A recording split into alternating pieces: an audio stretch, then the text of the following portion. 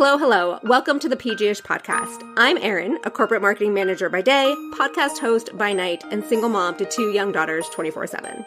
In short, PG-ish parenting is the cliff notes to personal growth as a parent. Since those kiddos are always watching and learning from the adults in their life, like you, PG-ish is parenting guidance-ish to support a life worthy of imitating. Welcome and enjoy.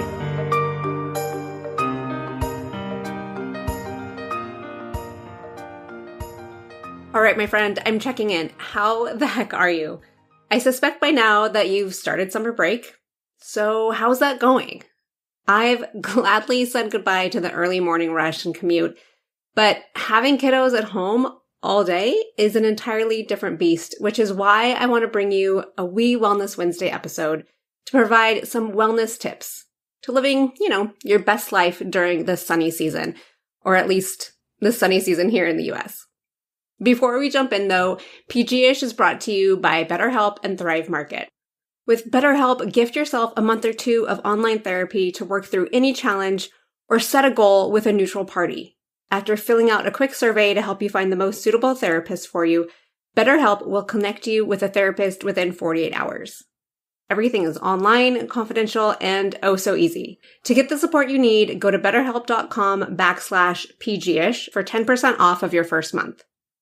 And if a little retail therapy is more up your alley, head over to Thrive Market to shop for thousands of the best-selling pantry staples, organic foods, and natural products at member-only prices.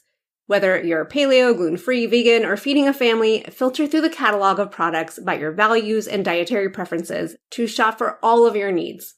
Now, I know this isn't like super fun shopping, but heck, you gotta eat, right? I use Thrive to fill my pantry with snacks, supplements, and eco-friendly cleaning supplies, yet they even have clean wine, frozen food, and pet products.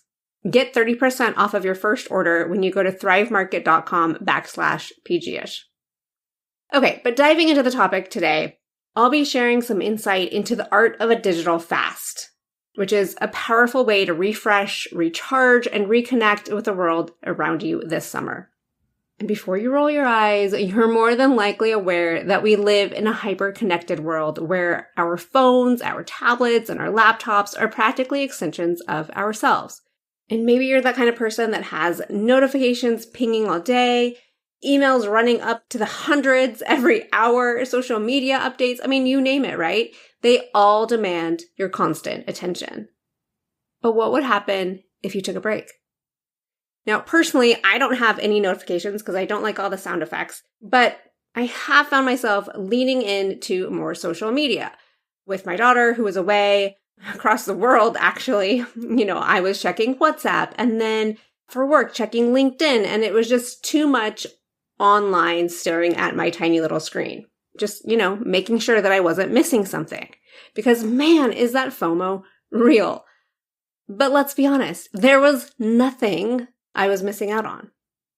In Catherine Price's book, How to Break Up with Your Phone, she says, if you wanted to invent a device that could rewire our minds, if you wanted to create a society of people who were perpetually distracted, isolated, and overtired, if you wanted to weaken our memories and damage our capacity for focus and deep thought, if you wanted to reduce empathy, encourage self-absorption, and redraw the lines of social etiquette, you'd likely end up with a smartphone. Dang, that's harsh, but I totally agree.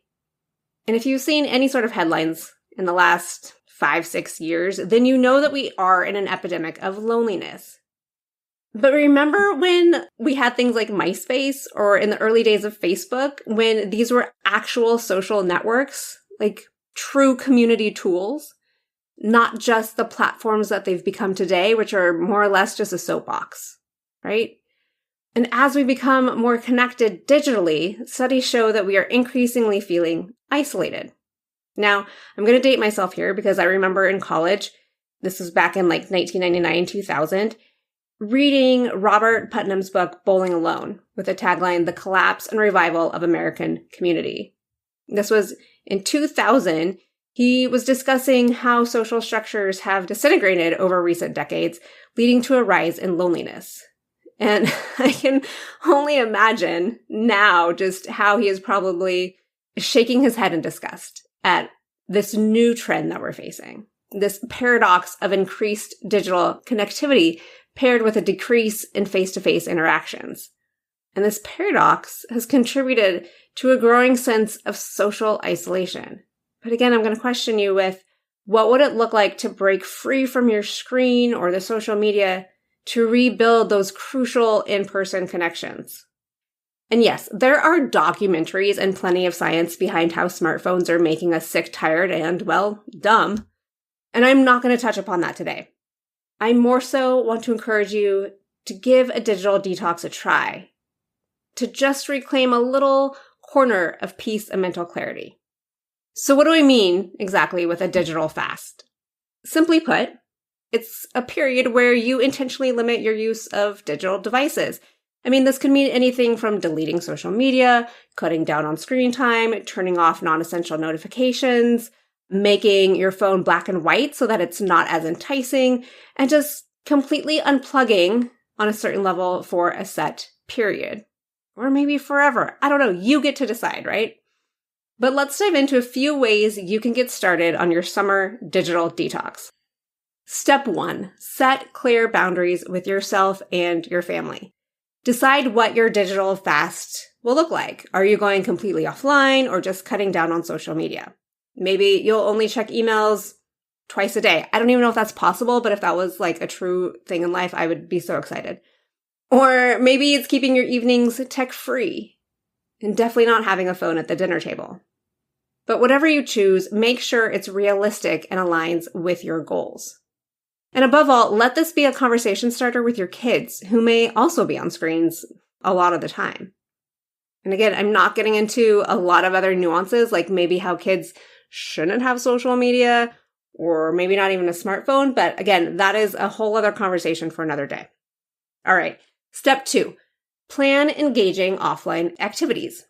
What are you missing out on if you're scrolling or just staring at a screen all day? So I want you to intentionally fill your time with enriching activities that don't require a screen at all. Heck, read a book you've been meaning to get to. Take up a new hobby, spend some time outside, or reconnect with those friends and family members in person. Again, the aim is to replace screen time with fulfilling experiences.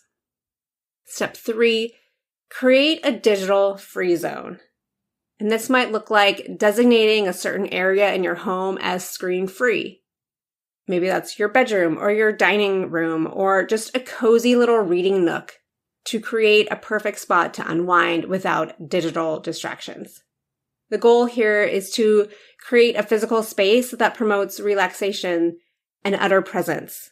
Where can you just sip your coffee and just really take in the taste of it, or the birds chirping outside, or just the sights and the sounds around you, not getting distracted with a screen. All right, step 4, be mindful and reflect. During this fast, take note of how you feel during the day, during the evening. Maybe you get tired sooner because you're not staring at all this blue light.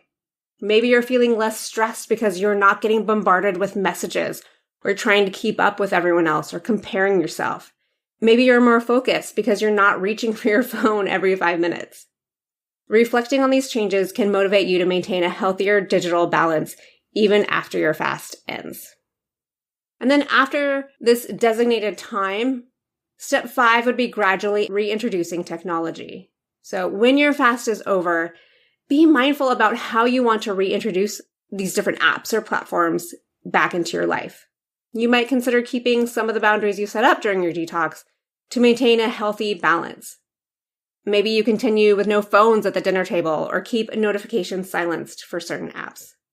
Keeping these healthy habits and gradually reintroducing or keeping detox boundaries in place will also remind you that there are natural dopamine boosters outside of these handheld distractions. Oh my goodness, how easily we forget that. And we're truly hooked to our screens and our apps because of the dopamine hits from the likes, from the messages and the notifications. However, like I just mentioned, there are natural ways to boost our happy hormone of dopamine, and they include exercise. And my friend, if you've been around here, you're going to hear a lot of the same things on repeat because we need to be doing more of these things anyway.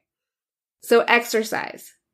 Physical activity is just a great way to boost your mood and increase dopamine levels. And it doesn't have to be a huge time suck, right? You can do a brisk walk at lunchtime or dedicate more time to go for a 5-mile jog or do a yoga session in your living room. Just find an activity you enjoy and will want to do almost every day. For me, it's going on walks in the morning, getting some sunshine in my eyes, throwing around weights in my living room. And those are just things that I simply do every day because I love it. And yes, I've also built that into my daily routine, but they make me happy and it definitely gets me off my screens. Spending time in natural light can enhance your mood and overall well-being. I lived in Seattle for 16 years. I know how the sun affects me, and I am just such a different person when I have sunlight in my eyes. But whether you are in a gray area too, just getting that bright light, which does take longer if it's not the bright sunshine, but getting that light in your eyes for at least 20 to 30 minutes each day is a complete game changer. And like I said, I do start my day with a walk for this sole reason, but I will recommend to anyone starting your morning with a few minutes outside if you can. Grab your cup of water, coffee, or tea and just go for a quick loop around your neighborhood. Okay, but past that, finding a new hobby, engaging in things that you love, such as reading, maybe getting outside for an adventure, painting, or cooking. These can be incredibly rewarding and provide natural dopamine boosts as well.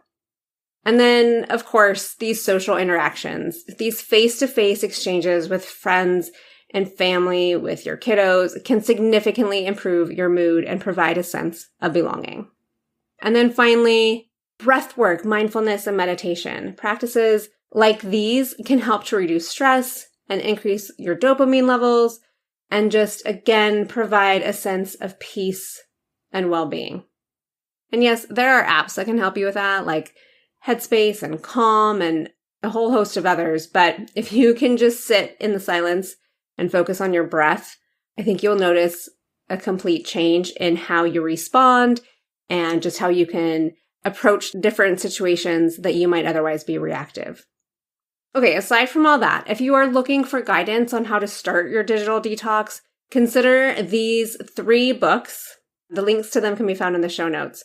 So the first one, which I mentioned before, was How to Break Up with Your Phone by Catherine Price, Digital Minimalism by Cal Newport, and The Digital Detox, 40 Days to Detox Your Mind and Reclaim What Matters Most by Darren Whitehead. Again, links to those can be found in the show notes. Taking a digital fast isn't about cutting out technology forever. It's about giving yourself a break to rejuvenate and enjoy the present moment more fully.